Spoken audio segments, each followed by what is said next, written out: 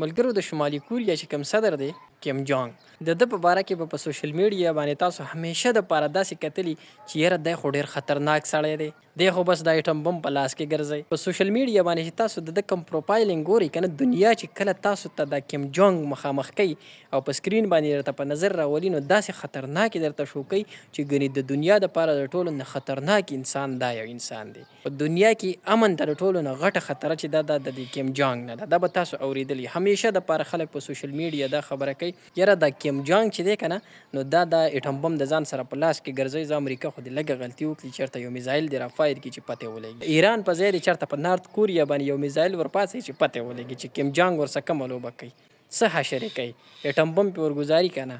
تاسو به همیشه دپاره چې په دې سکرین باندې دا کیم جونګ کتلی نو تاسو ته به همیشه دپاره داسې شو کولی چې دا خو انتهایي ډېر زیات یو خطرناک سړی دی او د ده نه امن ته ډېره زیاته خطره ده. که چېرته هم دته چا سترګې راویستلې نو دا په ایټم بم استعمالوي.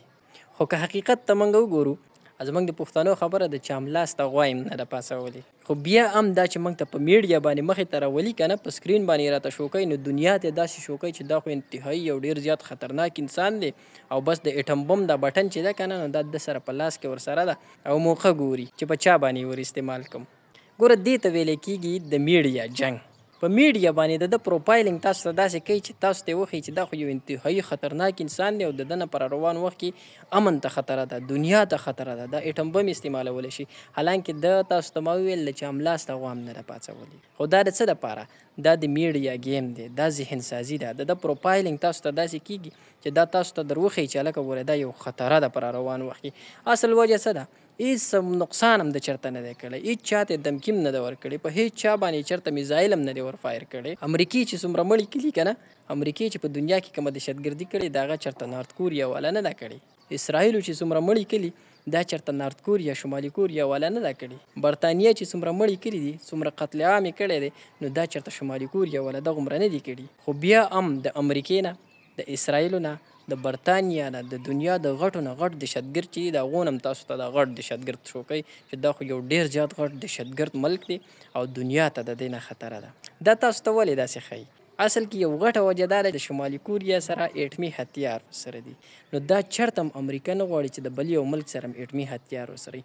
دغه وجه ده چې که هغه ډېر هم امن پسنده دي خو تاسو ته داسې شو کوي چې دا خو یو خطرناک مخلوق دی د دنیا امن ته خطره ده امریکې ته هم ته خطره ده او نورې دنیا ته هم ته خطره ده او امن ته هم ته خطره ده. نو تاسو ته د وخت نه د ذهن ته داسې در اچولې ده چې دا ډېر خطرناک خلک دی. سبا لکه دغه امریکا دغه اسرائیل په دې باندې راځي دغه هغوی ایټم بم د هغوی هغه جوهري هتیار هغوی دغه ایټمي اسلحه دا به د دې نه نظم کېږي پې بیا نه پیرزو کېږي دغه اخیستل به ترې غواړي نو په دې باندې به حمله کوي. دلته به ورته تاسو ذهني تیار کړي وي چې یاره واقع دا خو د ډېر دهشتګرد خلکو او ډېر خطرناک خلکو نو د اوس نه د خلکو ذهن ته داسې ورچولي چې دا ډېر خطرناک خلک دی ډېر زهریله خلک دی او د دې نه دنیا ته امن ته خطره ده. حالانکې حقیقت داسې نه دی. تاسو ته ما وویل چې هملاس ته غوا هم نه ده پاڅولي. څومره مړي چې امریکې کړي دومره چېرته شمالي کوریا والا نه دي کړي. څومره مړي چې اسرائیلو کړي دا شمالي کوریا والا نه دي کړي. څومره مړي او قتل عام چې برطانیه والا کړي دا چېرته شمالي کوریا والا نه دی کړی. خو بیا هم د هغو نه غټ دهشتګرد د هغوی نه غټه خطره تاسو ته همدغه خلک ښیي چې یاره دا خلک غټ دهشتګرد دی او دا غټه خطره ده. حالانکې حقیقت د دې نه بدل دی. دې ته ویلی کېږي په میډیا باندې ذهن سازي د یو قوم خلاف یو ملک خلاف د خلکو ذهنونه خرابول چې یاره دا خلک خطرناک خلک دی او دا دنیا ته نقصان ورکولی شي. سبا له به په دې باندې اټیک وکړي راوشي قبضه به پرې وکړي نو جواز به ورسره دی چې یاره دا خو تاسو ته موږ ویل دا ډېر خطرناک خلک دی دنیا ته ترې خطره ده. ځکه خو ډاکټر ذاکر نایک صاحب وایي چې د میډیا از د موسټ پاورفل ویپن. دا سوشل میډیا او دا میډیا چې دا د ټولو نه غټ هتیار دی.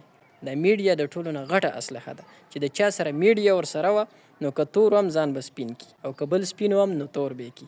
دا میډیا د ټولو نه غټه اسلحه ده. اول به تا ته بدنام کي بیا به پرې راشي د خلکو همدردي به هم د ځان سره کي او خپل مفادات به هم ترسره کي. دې ته ویلی کېږي د سوشل میډیا په ذریعه باندې د خلکو ذهن سازي.